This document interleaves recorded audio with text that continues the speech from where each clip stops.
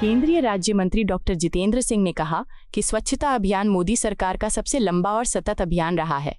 उन्होंने याद दिलाया कि प्रधानमंत्री नरेंद्र मोदी ने अपने पहले स्वतंत्रता दिवस भाषण में ही लाल किले से स्वच्छता का आह्वान किया था।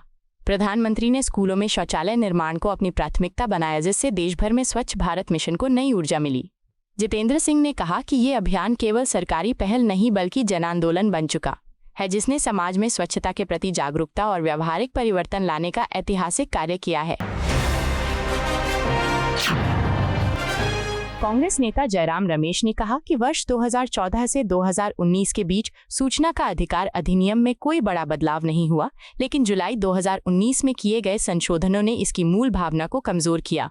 उन्होंने आरोप लगाया कि इन संशोधनों का उद्देश्य कानून द्वारा प्रदत्त अधिकारों को सीमित करना और केंद्रीय सूचना आयोग की स्वतंत्रता व शक्तियों को कम करना था। जयराम रमेश ने कहा कि इन बदलावों से पारदर्शिता पर आघात हुआ है और जवाबदेही की भावना कमजोर हुई है, जो लोकतांत्रिक ढांचे के लिए चिंता का विषय है।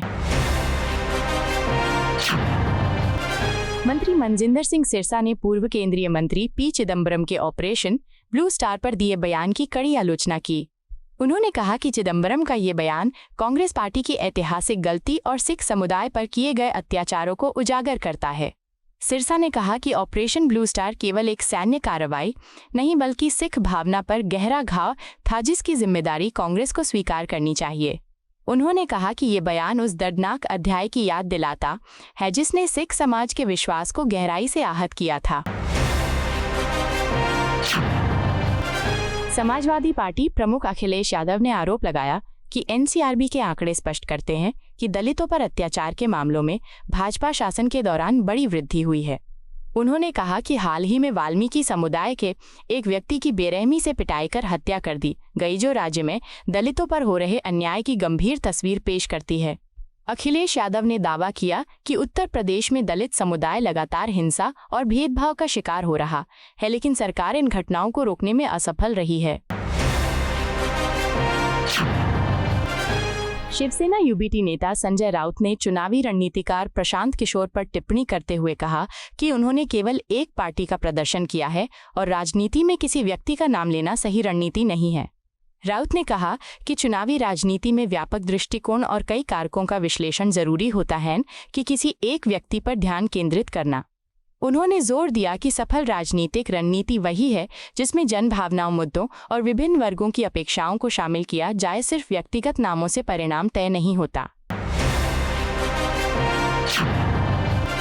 जदयू के राष्ट्रीय प्रवक्ता राजीव रंजन ने राजद नेता तेजस्वी यादव के बयानों पर प्रतिक्रिया देते हुए कहा कि जनता दल अपनी नीतियों और मूल्यों के लिए जानी जाती है। उन्होंने कहा कि मुख्यमंत्री नीतीश कुमार ने पिछले 20 वर्षों में प्रभावी शासन देकर बिहार में विकास को नई दिशा दी है, जिसके चलते पार्टी का जनाधार आज सबसे बड़ा है। राजीव रंजन ने दावा किया कि जनता का समर्थन नीतीश कुमार के साथ मजबूती से बना हुआ है। तेजस्वी यादव द्वारा दिए गए बयान केवल उनकी मानसिक उलझन को दर्शाते हैं और इन्हें गंभीरता से नहीं लेना चाहिए। कांग्रेस प्रवक्ता सुरेंद्र राजपूत ने कहा कि बिहार चुनाव को लेकर विपक्षी गठबंधन में किसी तरह का गतिरोध नहीं है। उन्होंने भाजपा पर झूठ फैलाने का आरोप लगाते हुए कहा कि भाजपा और उसका तंत्र भ्रम पैदा करने में जुटा है। राजपूत ने कहा कि महागठबंधन के दल एकजुट और आपसी समझ के साथ आगे बढ़ रहे हैं। उन्होंने बताया कि तेजस्वी यादव आज दिल्ली आ रहे हैं और लालू प्रसाद यादव भी यहां मौजूद हैं। शाम तक पार्टियों के बीच बैठक होगी, जिसके बाद सीटों को लेकर अंतिम फैसला और घोषणा की जाएगी। मध्य प्रदेश के मुख्यमंत्री मोहन यादव ने पल्स पोलियो कार्यक्रम में भाग लेते हुए कहा कि इस पहल के तहत लगभग 46.5 लाख बच्चों को पोलियो से बचाने का लक्ष्य रखा गया है। उन्होंने प्रधानमंत्री नरेंद्र मोदी के नेतृत्व में स्वास्थ्य क्षेत्र की सफल पहलों की सराहना की और कहा कि सरकार पूरी प्रतिबद्धता के साथ ये सुनिश्चित कर रही है कि कोई भी बच्चा पोलियो से प्रभावित न हो। मोहन यादव ने बताया कि राज्य में व्यापक जागरूकता और टीकाकरण अभियान चलाए जा रहे हैं ताकि हर जीवन सुरक्षित रहे और पोलियो का पूरी तरह उन्मूलन हो सके।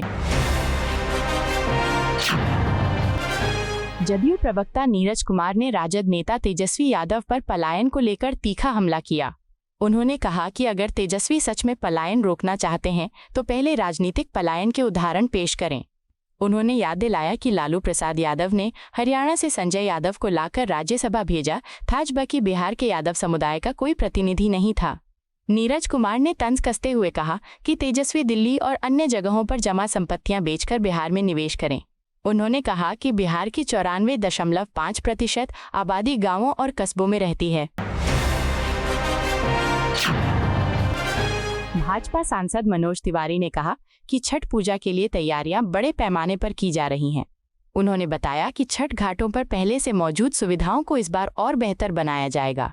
तिवारी ने कहा कि पहले यमुना पर छठ करने से रोकी गई हमारी बहनों के लिए अब रेखा गुप्ता के नेतृत्व और प्रधानमंत्री नरेंद्र मोदी के आशीर्वाद से जब केंद्र और दिल्ली दोनों में भाजपा की सरकार है, छठ उत्सव धूमधाम से मनाया जाएगा। उन्होंने विश्वास जताया कि इस बार का आयोजन श्रद्धा और भव्यता दोनों का अद्भुत उदाहरण होगा। मुख्यमंत्री पुष्कर सिंह धामी ने कार्यक्रम में भाग लेते हुए कहा कि उन्हें युवाओं और किसानों से मिलने का अवसर पाकर बेहद खुशी हुई है। उन्होंने बताया कि इस आयोजन में एक छात्र और कई प्रतिष्ठित किसानों से मिले विचार अत्यंत प्रेरणादायक और गहन रहे। धामी ने कहा कि राज्य सरकार युवाओं के लिए नए अवसर और किसानों के लिए बेहतर संसाधन उपलब्ध कराने के लिए प्रतिबद्ध है। उन्होंने सभी प्रतिभागियों को प्रदेश के विकास में योगदान देने का आह्वान किया और कहा कि ऐसे कार्यक्रम समाज में संवाद और सकारात्मक ऊर्जा को बढ़ावा देते हैं। पंजाब के पूर्व मुख्यमंत्री चरणजीत सिंह चन्नी ने आरोप लगाया कि आईपीएस अधिकारी वाई पूरन कुमार की आत्महत्या को 6 दिन बीत जाने के बावजूद उनके सुसाइड नोट में नामित लोगों के खिलाफ कोई कार्रवाई नहीं हुई है। चन्नी ने कहा कि दलित होने के कारण वाई पूरन कुमार को भाजपा शासित राज्य में न्याय नहीं मिल पा रहा है। उन्होंने मांग की कि घटना की निष्पक्ष जांच हो और दोषियों पर सख्त कार्रवाई की जाए। चन्नी ने ये भी कहा कि इस मामले में देरी से न्यायिक प्रक्रिया पर सवाल उठते हैं। आपको यह वीडियो पसंद आया हो तो इसे लाइक करें, हमारे चैनल को सब्सक्राइब करें।